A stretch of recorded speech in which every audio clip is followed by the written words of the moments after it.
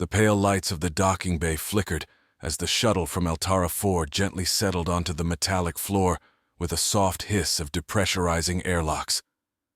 Amidst the hustle of crew members and the clamor of cargo being unloaded, Vera and her daughter Lila stood out starkly. Their delicate shimmering blue skin and the bioluminescent speckles that adorned their faces made them unmistakable as foreigners, not just to the station, but to the human race itself. Vera clutched Lila's hand tightly, her other arm hugging a small, worn bag to her chest. The sum of all their worldly possessions. The station around them buzzed with a language they barely understood, signs flashing with information that slipped through their comprehension like grains of fine sand. They had arrived at the human outpost, Zephyr Station, orbiting a bustling trade planet, after weeks of travel, following the tragic destruction of their homeworld. Lila, only 7 cycles old, looked up at her mother with wide, fearful eyes. "Mama, where will we go?" she whispered, her voice barely audible over the station's cacophony. Vera gave her a reassuring squeeze of the hand. "We will find a way, my star," she replied, her voice steady despite the uncertainty that clawed at her heart. The refugee agency on Altara 4 had promised assistance upon their arrival, but no one had come to greet them. As they navigated through the crowd, Vera's protective instincts intensified with every unfamiliar face that glanced their way. Humans were a diverse species, their appearances ranging wildly, yet none possessed the ethereal glow of Vera and Lila's kin. Their uniqueness, a source of pride on their own planet, felt like a beacon of vulnerability here. After some time, they found the Refugee Assistance Office, a small, cluttered space tucked away in a less frequented corner of the station. The man behind the desk looked up, his expression unreadable. "Can I help you?"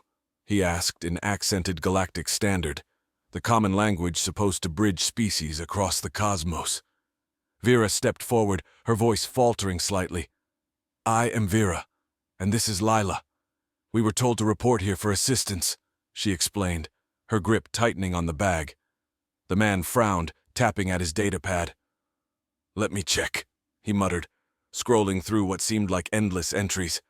After a tense few minutes, he looked up, his frown deepening.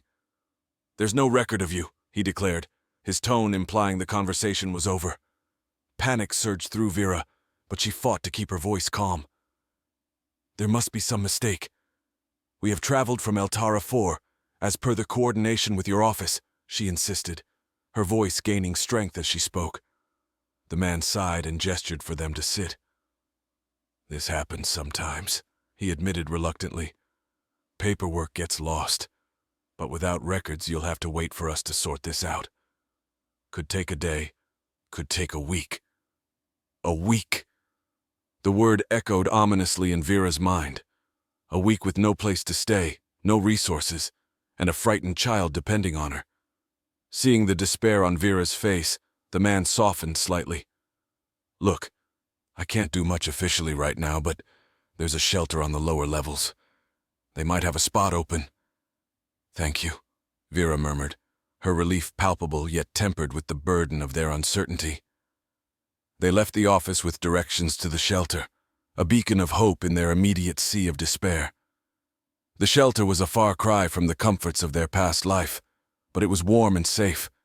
As they settled into a modest room, Lila finally spoke. "Will we be okay here, Mama?" Vera pulled her daughter into a gentle embrace, her heart aching with love and fear. "We will make this place our new home, even if just for a little while," she reassured her, her voice a soothing balm in the dim light of their temporary refuge. The shelter's lights dimmed to mimic the cycle of a day, offering the illusion of night despite the eternal artificial glow of Zephyr Station. Vera rose early, her sleep uneasy and fragmented by dreams of their shattered planet. She prepared a small meal with the provisions given to them, watching Lila eat with a subdued appetite. After breakfast, Vera decided to explore the station further, hoping to find some opportunity for work or additional aid. The bustling corridors of Zephyr Station were lined with shops and stalls, a mosaic of cultures and species mingling in commerce. Each booth offered a slice of galactic diversity, from exotic foods to technological wonders, Yet Vera felt an undercurrent of isolation amidst the crowd. Her appearance drew curious stares and whispered comments. She approached a stall displaying intricate gadgets. The owner, a grizzled old human with a cybernetic eye, glanced up. "Looking for something specific or just browsing?" he asked, his voice gruff but not unkind. "We're new here," Vera explained. "I'm trying to find work. Do you know where I might start?" The man's gaze softened as he took in Vera's earnest expression. "Work's tough to come by for newcomers, especially non-humans," he murmured. "But I might know someone who can use your help. He's a mechanic, works with all sorts of species. Could be he needs an extra hand." Gratitude flickered across Vera's face. "Thank you. Could you show me where to find him?" Following the vendor's directions, Vera and Lila navigated deeper into the station's less glamorous levels, where the shiny facades gave way to utilitarian metal, and the air hummed with the sound of machinery. They found the mechanic's workshop tucked away behind a noisy generator room. The mechanic, a towering figure with skin like polished obsidian and multiple arms, each fitted with various tools, turned as they entered. "You must be Vera," he said, his voice a deep rumble. "Jorak sent you, right? I'm Dex. I could use someone to help organize parts and maybe handle simpler repairs. Ever worked with Antarian circuitry?" Vera shook her head but responded with determination. "I learned fast." Dex studied her for a moment, then nodded. "All right, let's see how you do." The following days turned into a rhythm of work and learning. Vera's natural dexterity and keen mind were well suited to the delicate intricacies of alien technology. Lila found solace in a small corner of the workshop, surrounded by old schematics and mechanical parts, creating imaginary worlds of her own. As Vera became more involved in her work, she began to gather information from Dex and other station residents. The station was a node in a vast network of trade and information, a place where news flowed as freely as commerce. She learned of other worlds and communities, of political currents and economic opportunities, slowly weaving a tapestry of understanding about their new universe. Meanwhile, Lila's presence in the workshop didn't go unnoticed. Her curious mind and quick learning caught Dex's eye. "She's got a knack for this," Dex commented one day as Lila successfully reassembled a disused navigator module. "You should consider schooling for her. There's a program here on the station for kids like her. They teach more than just mechanics, you know." Vera considered his words seriously. Schooling would provide Lila not just education, but a chance to integrate more fully into the society around them. It was an opportunity Vera couldn't deny her daughter, no matter the cost. Their life settled into a new normal, a delicate balance of work, learning, and adaptation. But beneath the surface, Vera's thoughts often drifted to the larger galaxy, to the potential of finding a place where they could belong not just with tolerance, but with acceptance. The station was a beginning, but Vera knew their journey was far from over. As she watched Lila laugh, her laughter echoing off the workshop's metal walls, Vera's resolve hardened. She would make a home for them, no matter the challenges, in this vast, uncharted cosmos. Life on Zephyr Station settled into a rhythm punctuated by the whirring of machines and the constant hum of commerce. Vera's days were consumed by work at Dex's workshop, where her skills refined under his careful tutelage. Lila, meanwhile, had started attending the station's educational program, where her quick adaptability and keen intellect made her a favorite among the teachers. One evening, as the station's artificial night began to descend, Vera was summoned by Dex to assist with an urgent repair on a docking bay's primary loading crane. They worked side by side in the cavernous space, tools in hand, under the watchful eyes of the station's operational AI, which flickered on nearby monitors. "Vera, you've got a knack for this," Dex said, as they adjusted the massive gears. "Ever think about certification? You're nearly there. Could mean better jobs, better pay." Vera paused, considering his suggestion. "I hadn't dared to hope for that yet," she confessed. "But maybe it's time." Their conversation was cut short by a sudden alert blaring through the station. The monitor switched to a live feed of outer sensors, showing a cloud of debris hurtling toward them. "That's a remnant from the old Caden satellite," Dex explained quickly, his voice tense. "We need to brace for impact." Rushing back to ensure Lila's safety, Vera found the school had already enacted protective protocols. Children were being herded into reinforced safe rooms. Lila ran into Vera's arms the moment she saw her. "It's going to be okay," Vera reassured her, though her heart pounded with fear. The station shook violently as the debris field pummeled it, a cacophony of alarms filling the air. After what felt like an eternity, the shaking subsided. Vera and Lila emerged from the safe room to find a station in disarray but still intact. In the days that followed, the station community banded together to repair the damage. Vera volunteered wherever she could, her determination driving her even as exhaustion pulled at her limbs. It was during one of these repair sessions that she overheard a group of engineers discussing a new settlement project on a nearby planet, Avalonis. Curious, Vera approached them. "What's this about Avalonis?" she asked. "It's a new frontier," one of the engineers explained. "They're looking for folks to help build up the infrastructure. It's a chance to be part of something from the ground up. Good opportunity for someone with your skills." The idea sparked a new flame of possibility in Vera.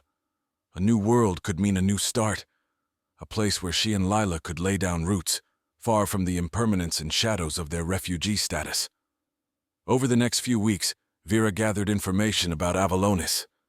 It was a world with vast oceans and archipelagos, promising fertile land and a community eager to welcome new talents and hard workers. She discussed it with Lila, who was excited at the prospect of exploring a real planet, a stark contrast to the confined spaces of Zephyr Station. Decision made, Vera began the process of applying for their relocation. It required all her savings and the goodwill she had built on the station, but eventually, they received the clearance to join the Avalone settlement project. As their departure drew near, Vera felt a mix of excitement and trepidation. They stood at the threshold of a vast, unexplored world. Lila squeezed her hand, her eyes wide with wonder as they boarded the transport that would take them from Zephyr Station to their new home. "Look, Mama, we're going to see the stars up close," Lila exclaimed as the transport's engines began to rumble. Vera smiled, looking out the window at the sprawling cosmos. "Yes, my star, we are," she whispered, her heart full of hope as the stars beckoned them onward. The transport ship descended through the lush, swirling clouds of Avalonis, revealing a landscape dotted with shimmering lakes and vast green stretches. The settlers aboard were a mix of species and backgrounds, each drawn by the promise of a fresh start on this fertile planet. Vera and Lila watched in awe as the new world approached, its beauty stark against the dark backdrop of space.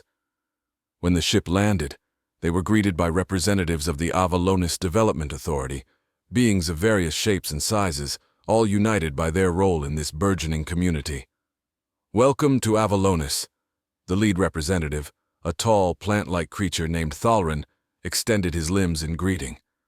"We are eager to integrate your skills into our growth. There's much to be done." Their first few days were a whirlwind of orientation and settlement. Vera and Lila were shown to their new home, a modest structure with a view of a nearby ocean.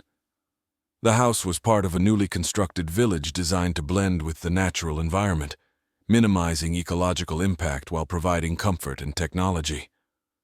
Vera quickly found her place among the engineers and planners, her expertise in technology from Zephyr Station proving invaluable. She was involved in developing sustainable energy solutions, tapping into Avalonis's natural resources like wind and tidal power. Meanwhile, Lila enrolled in the local education center, a place buzzing with children and teachers from countless worlds, each learning from the other. The curriculum was diverse, focusing on environmental science, intercultural communication, and technological application, reflecting the priorities of their new home. One day, while working on the energy harness from ocean tides, Vera met Kale, a bioengineer who specialized in native flora and fauna. "These plants," Kale gestured to a field of towering fern-like trees, "can be processed into biofuel without harming their growth cycle. We're trying to make everything here sustainable." Vera was fascinated. "I'd love to learn more about this. Maybe there's a way to integrate it with the tidal energy project." Kale smiled, pleased. "I was hoping you'd say that. Collaboration is the key to our success here." Their partnership blossomed, both professionally and personally, as they found ways to intertwine their projects. Vera appreciated Kale's respect for the environment and his innovative approach, which complemented her technical skills. As months turned into a year, Vera saw the village grow, a testament to the hard work and collaboration of the community. Shops opened, streets were paved, and a local governance system was established, promoting democracy and equal representation. One evening, as Vera and Lila walked along the beach, watching the twin moons rise over the ocean, Lila tugged at her hand. "Mama, do you miss our old home?" she asked, her voice tinged with curiosity rather than sadness. Vera squeezed her hand, her gaze fixed on the horizon where the sky met the sea. "Sometimes, my star, but this," she gestured around them, "this is our home now. We're helping to build something good here. That's a rare and wonderful thing." Lila nodded, understanding more than her years would suggest. "I like it here. It feels like we're important." "You are important," Vera affirmed, proud of how her daughter had embraced their new life. "We both are." Their conversation was interrupted by a sudden display of bright lights in the sky. Avalonis's native bioluminescent birds, taking flight en masse, their patterns a dance of natural wonder. Lila clapped her hands in delight, and even Vera couldn't help but laugh. It was moments like these, under the glow of Avalonis's unique phenomena, that Vera truly felt they had found a place where they belonged, contributing to a community that valued them not just for their skills, but for who they were. As the community on Avalonis flourished, the bonds between settlers strengthened. Vera found herself more deeply involved in both the technological advancements and the social fabric of the village. Her days were filled with project meetings, construction oversight, and sessions of communal planning where every voice was heard. Lila, thriving in her new educational environment, often came home brimming with stories of her lessons, which now included field trips into the verdant wilderness of Avalonis. Her favorite subject had become xenobiology, the study of alien life forms, spurred by the planet's rich biodiversity. One afternoon, Vera attended a town hall meeting where the main topic was the expansion of the settlement to accommodate a new wave of immigrants from a distant system. The room buzzed with energy and ideas, a reflection of the community's commitment to growth and inclusivity. "We need to consider the environmental impact," Vera argued, her voice firm yet open. "Our strength lies in our respect for Avalonis's ecosystems. Any expansion plans must enhance, not endanger, this balance." The assembly nodded in agreement, and discussion shifted toward eco-friendly building materials and methods. Kale, sitting beside her, handed Vera some data pads filled with research on local materials that could be used in construction. "These composites," Kale explained, pointing to the charts, "are not only durable but also fully biodegradable. We could set a new standard for sustainable living." Vera's expertise and vision were crucial in drafting the new development protocols. Her relationship with Kale had grown deeper, their professional collaboration seamlessly blending with personal affection, providing Vera with a partnership she had once thought might be forever beyond her reach. As the weeks passed, the foundation for the new sector was laid. Using the innovative materials and methods that Vera and her team had championed, Vera often took Lila to the site, showing her the practical applications of her xenobiology lessons. "See how the structures are integrated with the land? We're not just building on Avalonis, we're growing with it," Vera explained. Lila absorbed every word, her young mind piecing together the delicate relationship between technology and nature. On one such visit, a celebration was held to mark the completion of the first phase of the expansion. The community gathered, a vibrant tapestry of species and cultures, each contributing their traditions to the festivities. Music filled the air, a mixture of electronic and organic sounds that perfectly encapsulated the spirit of Avalonis. During the celebration, Thalrin approached Vera, his leafy appendages rustling in the gentle breeze. "Vera, your efforts have not gone unnoticed. The council has voted unanimously to offer you a seat. We would be honored to have you help guide our future." Vera was taken aback, honor and responsibility washing over her in equal measure. I'm grateful, Thalrin. I need to think about it, but thank you," she responded, her heart swelling with the possibility of making even more of a difference. That night, as the festivities wound down, Vera and Lila sat on a hill overlooking the village, the lights twinkling below like a mirror of the starry sky above. "Mama, are you going to join the council?" Lila asked, picking up on the weight of her mother's thoughts. Vera smiled, looking out at the home they had helped build, a beacon of community and sustainability. "I think I might, Lila. It feels right to help steer the path we're all walking together." Lila snuggled closer, her eyes reflecting the starlight. "I'm glad we're here, Mama. I feel like we're part of something big." "Yes, we are," Vera whispered, her mind at peace. Here on Avalonis, under the sweep of galaxies, they had found more than survival. They had discovered a place to thrive and contribute, a testament to their journey's true end, not just finding a home, but creating one. As Vera contemplated her potential role on the council, she immersed herself further into the fabric of the community, seeking to understand the various perspectives and needs that wove together the diverse population of Avalonis. Her days were filled with discussions, planning sessions, and community outreach, each interaction deepening her commitment and connection to the settlement. The day of her decision arrived amidst a torrent of violet rain, typical of Avalonis's monsoon season, but symbolic to Vera of the new beginnings that might soon flood her life.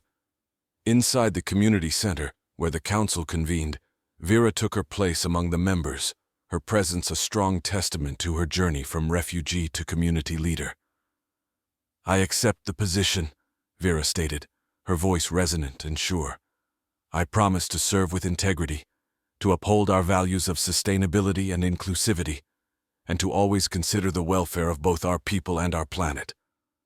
Applause broke out, echoing through the hall as the council members and attendees celebrated the addition of a new voice to their leadership, one that had risen from the very roots of their society. With her new role, Vera initiated several key projects, including a cultural exchange program designed to foster understanding and unity among Avaloni's varied inhabitants. She also spearheaded advancements in the settlement's energy systems, integrating Kale's bioengineering research to increase efficiency without compromising their ecological ethics. Meanwhile, Lila's interest in xenobiology burgeoned into a passionate pursuit. She became a young ambassador for Avalonis, working on projects that documented the planet's unique species and ecosystems. Her projects not only contributed to the academic repository, but also to the environmental awareness campaigns among the settlers. Months rolled into years, and the settlement grew, not just in size, but in reputation. Avalonis became a model of successful colonization, attracting delegations and scholars keen to understand how a settlement could thrive symbiotically with its adopted planet. One crisp evening, as the twin moons hung low in the sky, Vera and Lila walked along the beach, their path illuminated by bioluminescent algae washed ashore. They talked about the future, about dreams and possibilities. Lila, now a young woman, shared her plans to travel to other colonies, to bring knowledge from Avalonis to those struggling to balance technological advancement with ecological preservation. "I want to spread what we've learned here," she said, her eyes alight with purpose. "Avalonis is a beacon, but its light can reach much farther." Vera listened, pride swelling in her chest. "You'll make a great difference, just as you have here," she affirmed, knowing her daughter embodied the best of both her worlds. As they turned back toward their home, the settlement lights twinkling in the distance like a constellation on the ground, Vera felt a profound sense of accomplishment.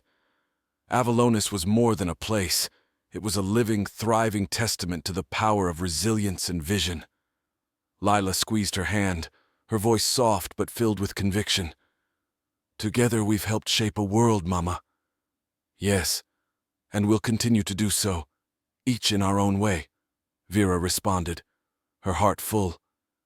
Here on Avalonis, among the stars and the sweeping landscapes, they had found their place. A home not just built on the ground but woven through the very spirit of its people, echoing into tomorrow with each wave that kissed the shore.